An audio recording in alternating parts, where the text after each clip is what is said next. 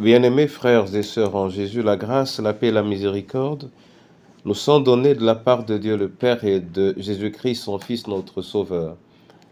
Amen. Pour notre méditation de ce jour, nous allons lire dans le livre de Matthieu, chapitre 4, les versets 3 et 4. Avant la lecture, nous chantons « Celui qui met en Jésus ». C'est le 392 dans « Sur les ailes de la foi ». Celui qui met en Jésus une pleine confiance, jamais ne chancelle plus, compléter sa délivrance. Quand Satan veut te troubler, enlever ton espérance, ton passé te reprocher, que Christ soit ton assurance. Par la foi, nous marcherons, par la foi, nous triomphons, par la foi, mon Rédempteur me rendra plus que vainqueur. Seigneur, je te bénis et je te rends grâce pour ce jour. Par ta parole, affermis notre marche au nom de Jésus-Christ. Amen. Matthieu 4, 3 et 4. Là, il est écrit. Le tentateur s'approcha et lui dit, « Si tu es le Fils de Dieu, ordonne que ces pierres deviennent des pains. » Jésus répondit, « Il est écrit, l'homme ne vivra pas de pain seulement, mais de toute parole qui sort de la bouche de Dieu. » Amen. Bien-aimé en Jésus,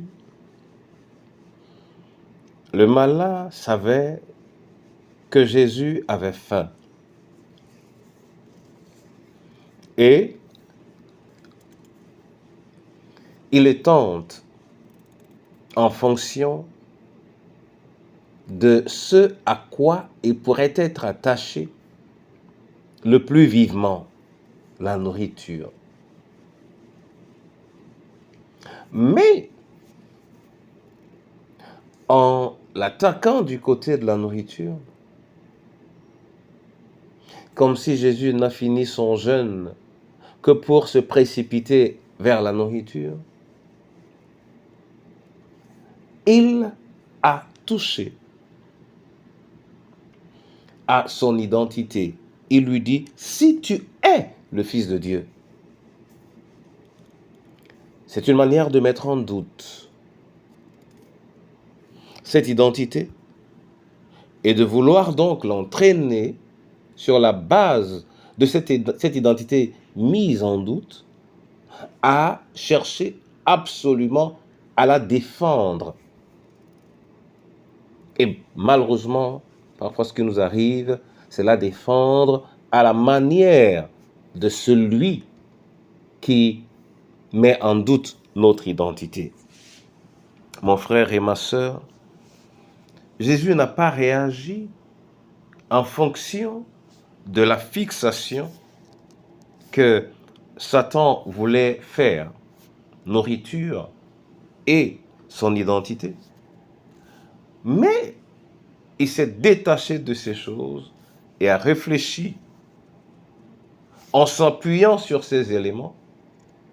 Il a dit, l'homme ne vivra pas de pain seulement, mais de toute parole qui sort de la bouche de Dieu. Et du coup, la nourriture ne peut pas être l'essentiel seulement, mais la parole de Dieu doit être l'essentiel. Mon frère et ma sœur, le domaine dans lequel l'on aimerait, à partir duquel on aimerait te détourner, ta sensibilité, ta personnalité, ta famille, ton travail, ta foi, Ne permets jamais à personne de rentrer ainsi dans ton jardin secret et te perturber, dans ton jardin intime et te déstabiliser. Veille toujours à avoir ta conscience claire pour agir ou réagir à de telles tentations.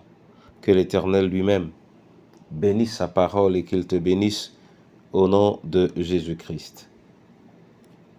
Amen. Seigneur Dieu, je veux te rendre grâce et te dire merci pour cette parole. Éveille notre conscience afin que elle ne soit pas obscurcie par l'orgueil et que nous soyons détournés de la voie que toi tu as tracée pour nous. Je veux te prier pour le veuf, la veuve et l'orphelin. Je vais te prier pour le malade ou pour le prisonnier. Je vais te prier pour le scellé, l'abandonné.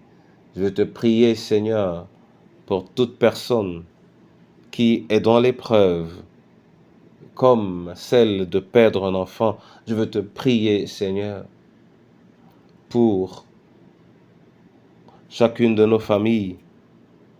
Je veux te prier pour notre pays. Je te prie, Seigneur, pour ton Église. Elle est très fragile et si peu fondée dans ta parole. Elle vit et ploie sous la tentation constante. Éveille-la et affermis-la dans le nom de Jésus-Christ. Amen.